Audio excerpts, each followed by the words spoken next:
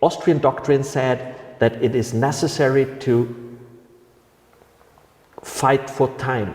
So if it's not interesting to an enemy to cross Austria with more than 24 hours, then it's not useful, because when the Warsaw Pact probably attacked in Germany and they got stuck in Germany, then they bypassed Austria and came to NATO flank in Bavaria.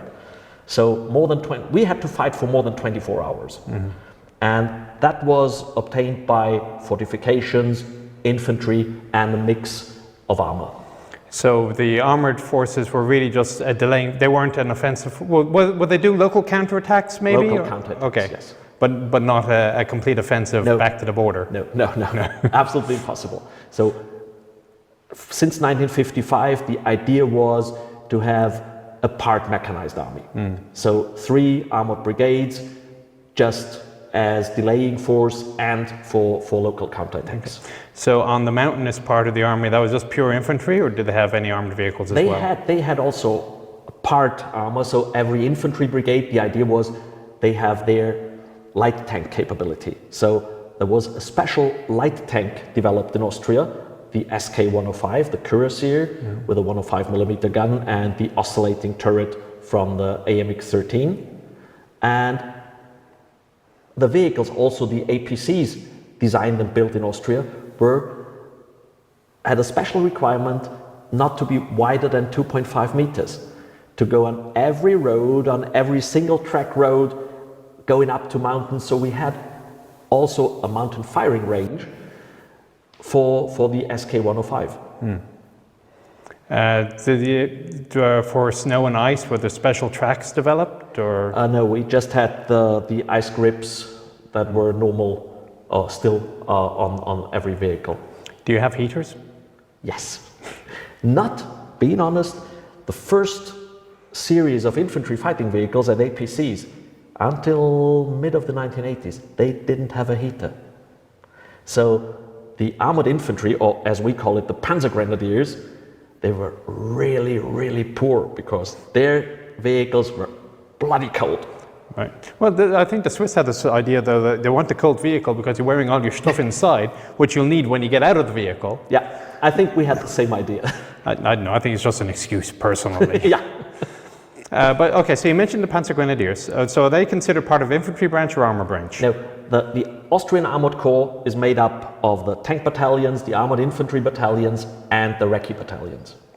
Okay, so the regular infantry is separate? The regular infantry is separate. So the Panzer Corps they'll cover the doctrine and the training? Yeah, so we share the doctrine, we have a common school, so the armored infantry, the Panzer Grenadiers, and the armor branch tanks, we wear the same color on our uniform, so it's black.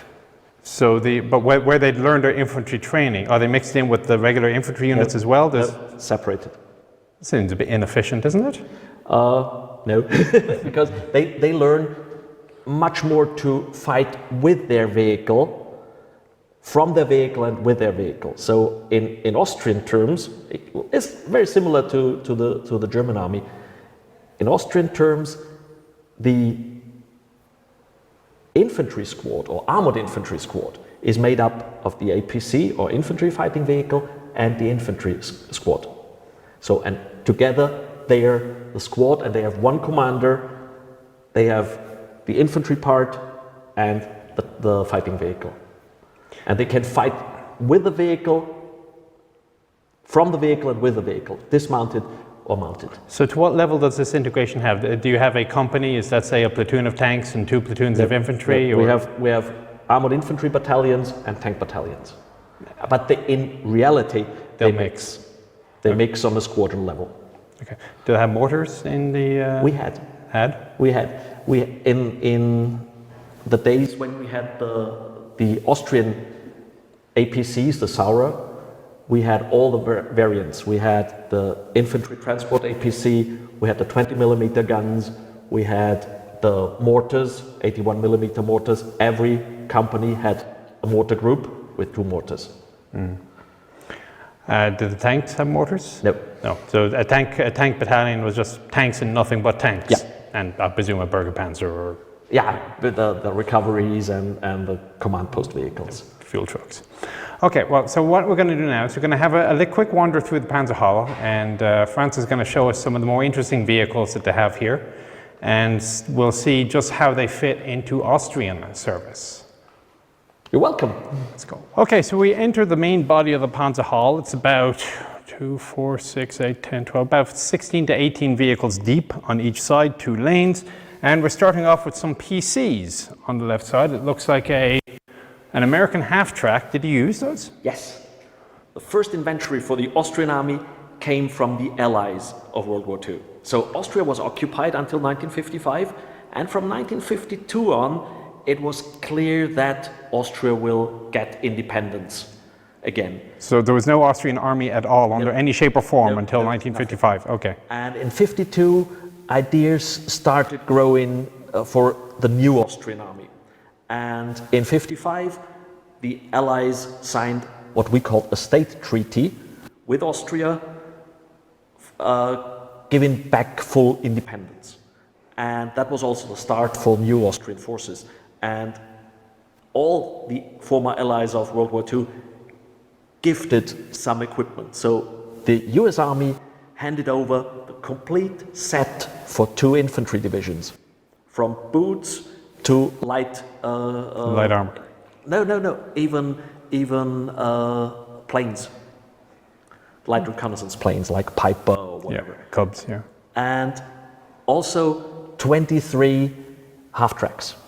The interesting thing on the half-tracks in Austria were they were all from a very special rare type, from the M21, all mortar carriers, and only 114 or 120 vehicles were built of that type during World War II. So is that it is a motor carrier. The motor has a motor carrier, carrier. Okay. So just quickly at the license plate, W182.104. Yeah. So is that just a general civilian license plate, or does it mean something? It means something, of course.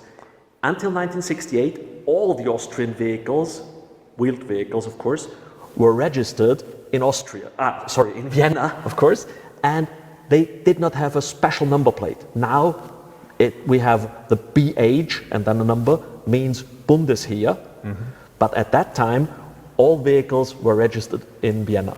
So you basically go to the DMV with your paperwork, say, I want to register my white armored car, please, or half-track. Okay. And this vehicle, all the vehicles, all half-tracks of the Austrian forces have to be handed back to the US Army in 1968. Only this one stayed here, and this one was kept in the open until 2003. And now it's fully working, it was restored, and it's now fantastic. Okay, so you decide you need some APCs. And this looks a lot like a German half-track that's just been made bigger. Yes, and without the front axle. Without the front wheels, yeah. Yeah. The idea was in 52, when a new Austrian army will be created, you can buy almost everything, from tanks to anti-tank guns to planes, etc. But no missiles. No missiles, because they were not allowed in the state treaty. But after what we call maybe now a research, the guys came with the idea, or came up with, there are no useful APCs in the Western world, because the Americans were still using the half-track or anything before M113. The British only had their World War II equipment. Yeah. So most of the APCs were just tanks without turret. And therefore the idea grew that Austria should develop their own APC, because there is nothing useful on the market.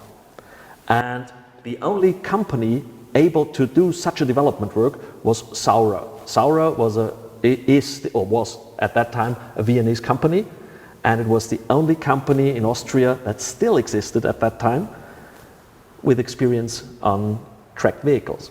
So the development started in 1952, and Austria at that time was still under occupation of the Allies. So in Eastern Austria, around Vienna, the Soviets, the Russians, were present.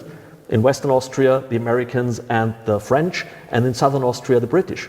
So Vienna itself was divided in sectors like Berlin. But we don't get a wall. And so in Vienna, the city was also divided. Each district was connected to an occupation force. And the 11th district, where the Saurer company was, the factory was under British control. And I believe that the British, the Americans, and the French, they knew quite well what was happening there. But they allowed it. The Russians, it was kept as a highly secret thing in case the Russians will be informed. And object, okay. Yeah. So and then in the development work was done in Vienna. So the track chassis was built in Vienna, and the armor structure was built in Southern Austria, in Styria, also under British occupation. And in 1955, in October, when all the Allied forces left Austria and we got independence again, the two parts were connected. So the armor structure and the chassis were connected together. And in January 56, the Austrian army was just 3 months old. They got a complete working prototype for an APC. The requirements for that APC, they were really short, so 1 sheet of paper, handwritten. And it says, it must be open top. Okay. To get over the side to dismount. Not very clever, it has a back door. Mm-hmm. It has to have a recovery winch. Yeah. Oh, it's on the back end? No, recovery winch is on the front. Under here? Okay. In here. So quite clever. It has to have an air pressurized system to break any anti-tank guns which are towed with that vehicle. Okay. And it has to have an 8-man crew or infantry squad and a caliber 50 machine gun. That's all. Why did they pick the caliber 50? I think because it was the most powerful infantry weapon of that time. The requirement says, in the future we want to have a 20mm gun. But the gun was not available at that time. And the trial went then for 1.5 years, and they found out it's too small. It's too high, it's too small. It's the vehicle. The vehicle. Yeah. And therefore, it is, as you said, it's like a German half-track without the front axle, without the front wheels.